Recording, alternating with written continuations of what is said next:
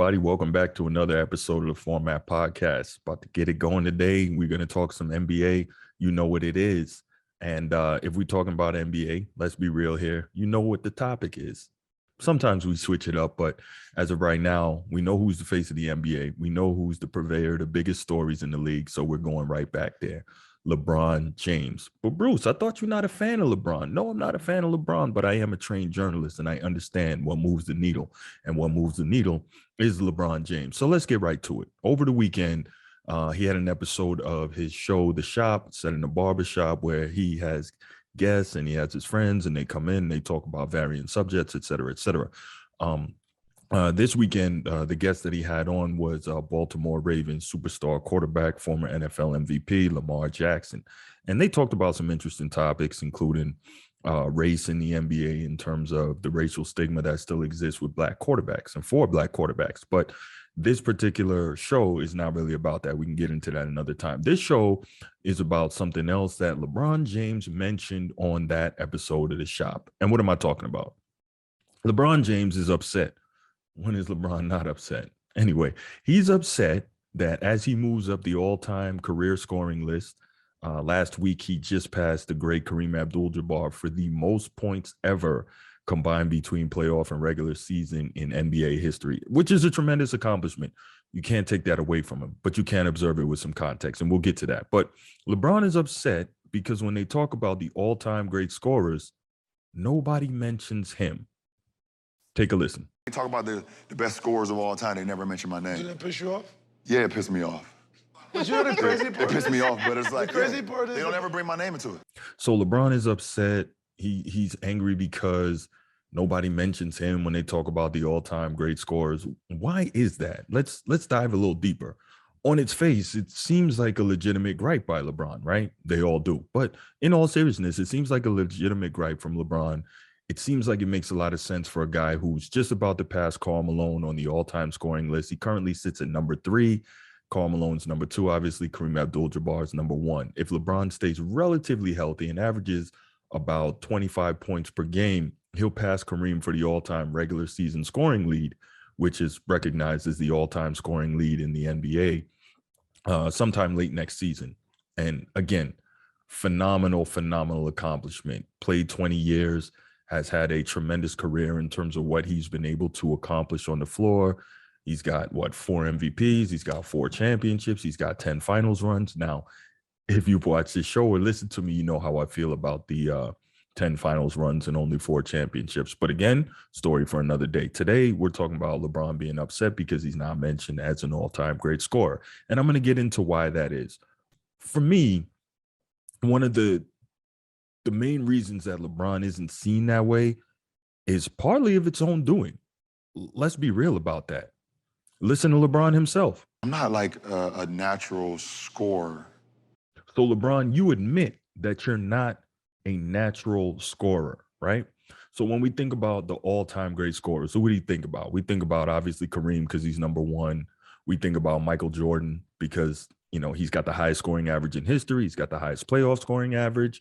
We saw him, if you saw him, this is a dude that just could dominate and destroy people at will. We think about Wilt, who still owns like 40-something individual NBA records and had the single greatest scoring season and the single greatest scoring game of NBA history. This is a guy who was just beyond dominant. Now, some people are going to blame the era, who he played against, so on and so forth. That's fine. But we think about Wilt as an all-time great scorer. We think about Kobe, obviously, who on many occasions I've called Michael Jordan light because he took so much of his game from Mike, and no disrespect there, right? Imitation is the highest form of flattery. So if you want to be the greatest of all time, who are you going to mimic? The guy that you and most people believe is the greatest of all time, and Michael Jordan. So it makes sense. But yeah, the reason that most people who really know basketball don't see LeBron as an all-time great scorer, a big part of that is his own doing. You just heard him say that he's not a natural scorer. If you watch him play, this is a guy that lacks go-to moves. His offensive toolkit is extremely limited, right? Part of being a great scorer, and it's maybe not fair to him because he has scored a tremendous amount, as we know by the numbers, but the eye test, when you watch a Kevin Durant, a Kobe Bryant, a Michael Jordan, Obviously, we don't have too much real footage of Wilt. We just see him in the clips towering and dominating over people who just couldn't compete with him physically. But, those guys I mentioned, the elite wing players who are awesome scorers, those guys have go-to moves. Those guys have elite and deep offensive toolkits. You don't get that feeling when it comes to LeBron. LeBron, his way of scoring, for the most part throughout his career, is pretty much prototypical of the modern NBA. It's either a three or it's a dunk. And we'll get into me breaking down how the numbers prove that his scoring is, I'm not going to say it's illegitimate, because it's not. No matter the situation, you got to put the ball in the basket, and he's clearly done that with the best of them. But I'm going to add some context to it, okay? Let's get to it. Again, all-time great career, likely the number one scorer of all time. You're already number one in career total points. But let's examine the case, though, okay? So first, let me say this. LeBron James is in his 19th season, and he's still relatively healthy, right? We're seeing him over the tenure of his time in Los Angeles. He's gotten injured more than we've ever seen that before from him, but that's just father time. Like, there's no way playing the amount of minutes. I think he's played the third most minutes in NBA history. The amount of minutes this guy has played, that the injuries are not going to start to catch up to you no matter what type of condition you keep yourself in. And that's where I was going with this. He has done an absolutely incredible, phenomenal, amazing job of keeping himself and his body in condition to be able to play at a high level this late into his career. So kudos, LeBron. Like, I'm serious. I'm not even being sarcastic. That is a tremendous thing in of itself. He's done the work physically. He's spent the money to have the right tools, the right people to help him keep his body in a position where he can maximize every bit of the ability and talent that he has left, right? That is tremendous. Again, fantastic. Seriously. Now, let's look at this. LeBron James is fifth all time in career scoring average at 27.1 points per game, I believe. Just over 27, right? There's not too many people ahead of him in scoring average. Obviously, you have Wilt. I think you have Allen Iverson. I think you have Kevin Durant, Michael Jordan, right? That should be the four that's ahead of him. Maybe Jerry West. I think Jerry West at 20. But the point is, he's fifth all time at 27 points per game, and that's incredible. He's currently the number 3 regular season all-time scorer. He's going to pass Karl Malone pretty soon here. And again, should he stay healthy, he's going to pass Kareem next season. All right, got it. He's the all-time leading playoff scorer. He's having the best scoring season ever this late into a career, and he's legitimately in contention for leading the NBA in scoring. Now, quick note here. No one has ever led the NBA in scoring this late into their career. Again, kudos, LeBron. But second, and I've talked about this on other episodes, what are all those points doing for the Lakers? Not a whole lot. So again, you're getting your numbers, but you might not even make the playoffs or make it out of the play-in game. So we'll see. Anyway, so these are all good things that LeBron is doing, right? These are all things that say, oh, this guy's an all-time great scorer. Those are raw numbers minus context. Let's get into it. So Kareem Abdul-Jabbar is the number 1 all-time leading regular season scorer, over 38,000 career points. And that is awesome. He played 20 years. LeBron is likely going to play 20 years, maybe more. Let's look at some of these things, right? So LeBron is the all-time leading playoff scorer. Tremendous accomplishment. Can't take nothing away from him. But that's interesting because for Kareem's entire career, the first round of the playoffs was best of 5, not best of 7. What does that mean? That means that Kareem didn't even have the opportunity to play as many games as LeBron James has been able to play. So let's keep that in mind. Same early in Michael Jordan's career. For the early part of it, the first round series were best of 5 series, not best of 7. So in theory, you could get swept in 3 instead of 4, and a series in the first round at most could go 5 games and not 7. Those are a lot of opportunities to score points in the playoffs that Michael Jordan didn't get, Karl Malone didn't get, Kareem Abdul-Jabbar didn't get, right? So all these are things we got to take into account, right? LeBron fans love to try and apply context to explain to you why Michael Jordan isn't what they say he was, but let's do the same on the flip side. Okay. Here's another interesting thing. When Michael Jordan was playing in the NBA, guys were not shooting nearly as many three-point shots as LeBron James. Obviously, Kareem Abdul-Jabbar was a center, and for a good part of his career, I want to say the first 12 years of his career, there were no threes. Karl Malone was a power forward. Obviously, back then, power forwards weren't shooting threes. That wasn't the game. Okay. I'm going to throw a bunch of numbers at you guys right now. And the only reason I'm doing that is because a lot of LeBron fans love to hear numbers. You love stats. So I'm going to do what you guys like, and I'm going to give you stats to provide some context. Okay. So Michael Jordan, in his regular season career, only attempted 1.7 three-pointers per game. Okay. In the playoffs for his career, which was 13 seasons, he attempted 2.5 three-pointers per game for a total in his career of 2,224 three-point attempts. Now, we always hear Michael Jordan couldn't shoot the three, and that would be a big defect if he played today. And that's what makes one of the reasons LeBron is a better offensive player than him. Okay. Michael Jordan, I believe, was 32% for his career from three, which was right around the league average. So Michael Jordan was an average three-point shooter for the era that he played in. So we can't look at today's three-point statistics and say Michael Jordan couldn't shoot the three. That's ridiculous. But again, context, right? So LeBron for his career has attempted 4.5 three-pointers per game. Now let that sink in. That's almost 3 more threes per game in the regular season LeBron has attempted as opposed to Michael Jordan. In the playoffs, LeBron has attempted 4.8, so his three-point attempts don't go up that much in the playoffs, but it's still 2 three-point attempts more than Michael Jordan did in the playoffs. So through 13 seasons, and I'm going to go ahead and I'm going to look at it this way, right? LeBron has attempted to today 7,383 total three-point shots. That's 5,000 plus more three-pointers LeBron has attempted than Michael Jordan. That's a lot of points, even at their both career averages, right? Now, let's look at it just through 13 seasons if you want to be fair, because I know people are going to say, well, LeBron played a lot longer, so you can't look at those raw numbers.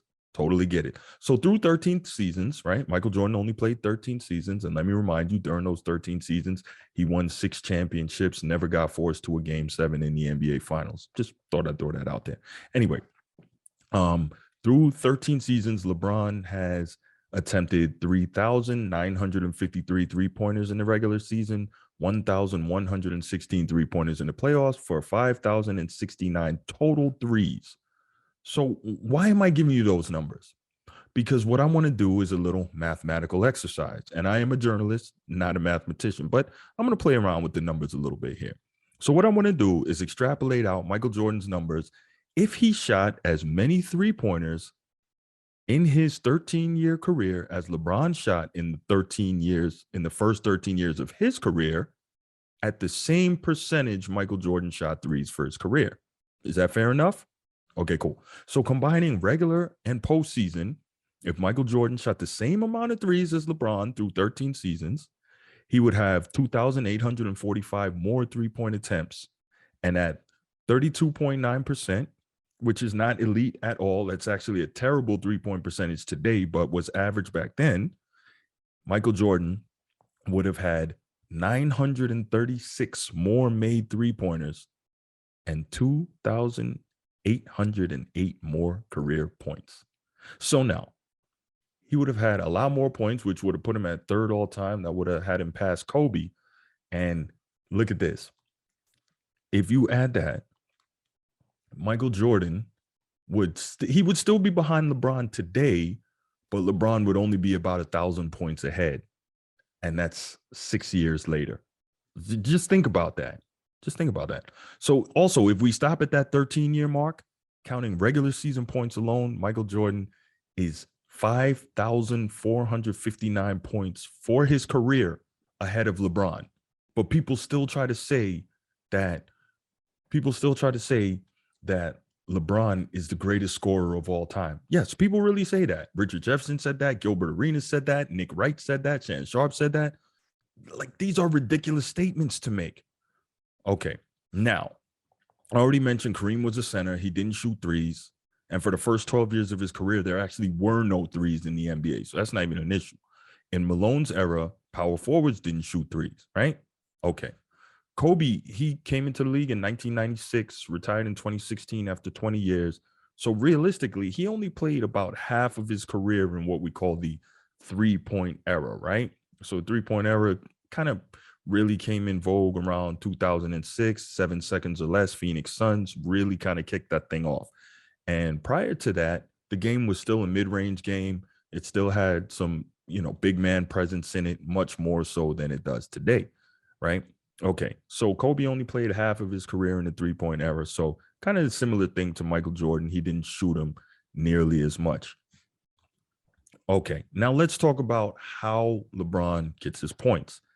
Now we can look at this guy. He is a tremendous physical specimen. There's no question about that.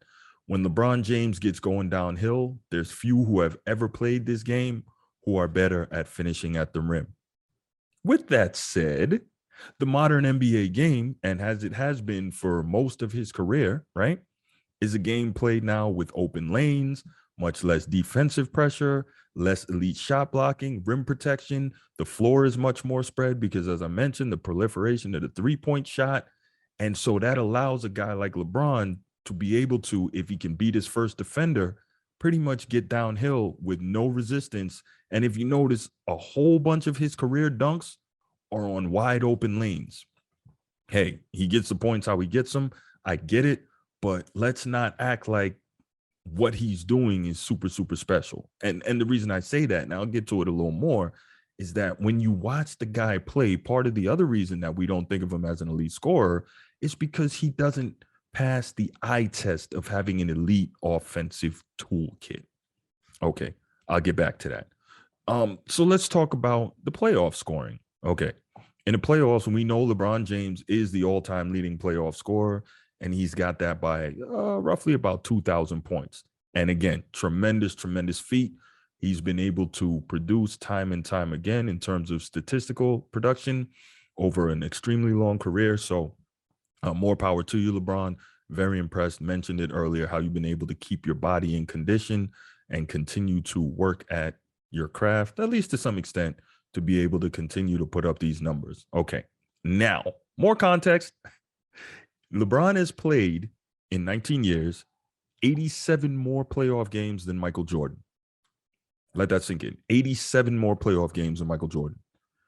Kareem played 20 years. LeBron played 19 years. And yet, LeBron has still played 29 more playoff games than Kareem. And that's kind of what I talk about when I mentioned earlier that for Kareem's entire career, the first round was only 3 games. So that adds up.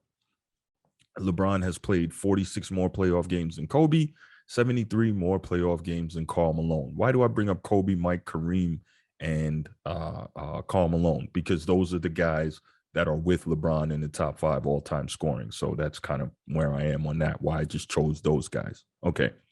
On average, LeBron played 58.75 more playoff games in his career than those other all-time top 5 scorers. So when you add it up, again, LeBron has had so much more opportunity to score all these points. And side note, I find this interesting.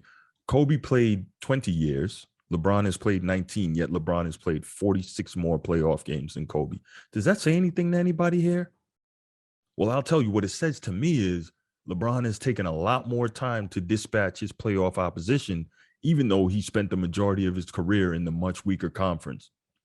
Just something to think about. Food for thought, right?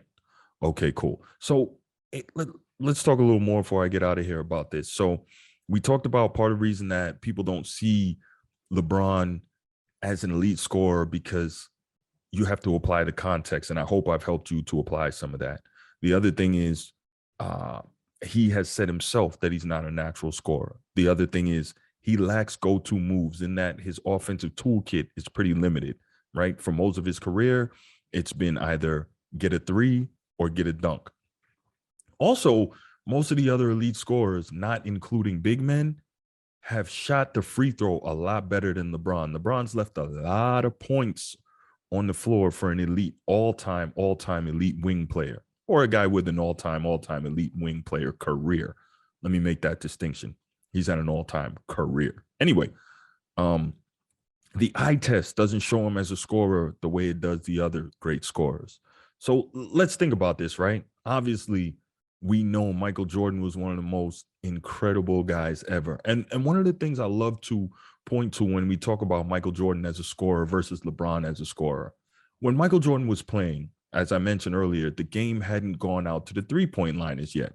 So it was so much more packed with bigs. You had power forwards in there defending each other, battling for rebounds. You had centers in there. So often when Michael Jordan is attacking the rim, he's already got 4 guys in the paint that he has to go over, through, and around to try and score.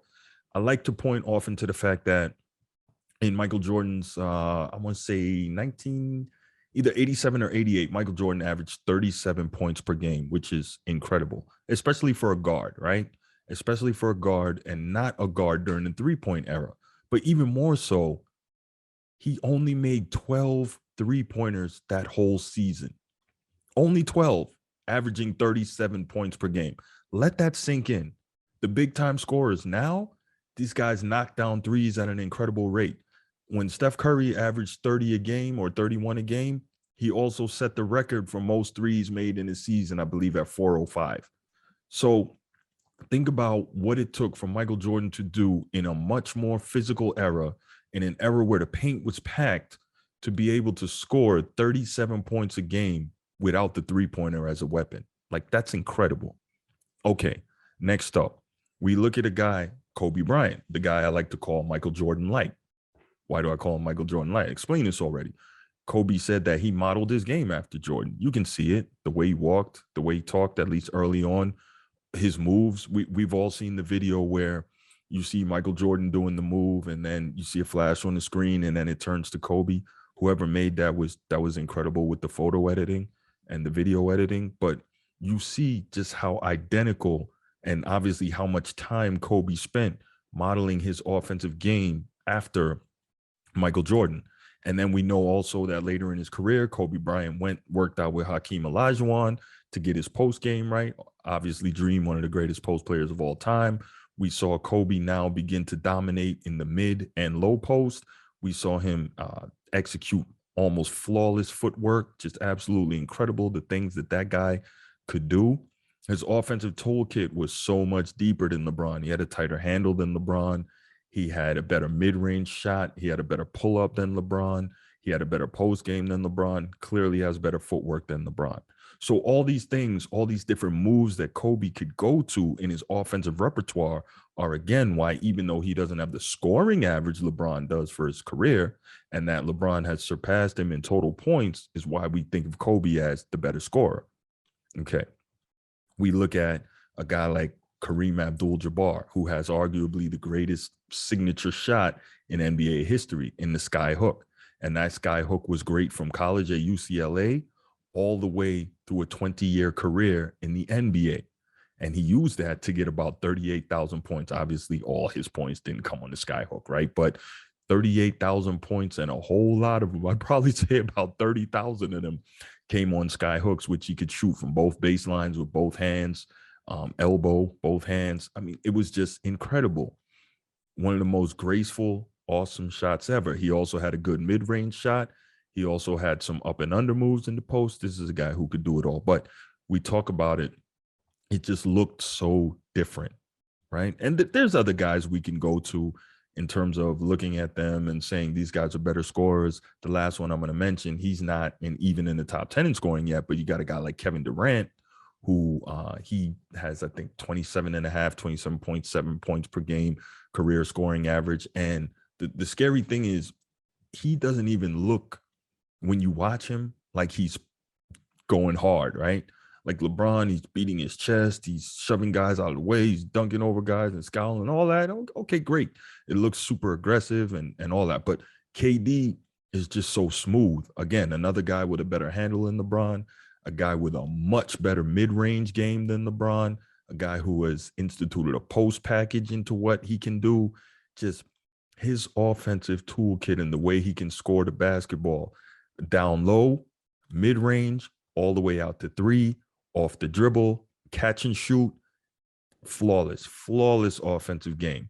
And so this is another guy that we look at and we say he's an all-time elite scorer, even though he's not near LeBron in terms of total scoring. Obviously, he hasn't played in the league nearly as long, but he's not near him in terms of total points scored.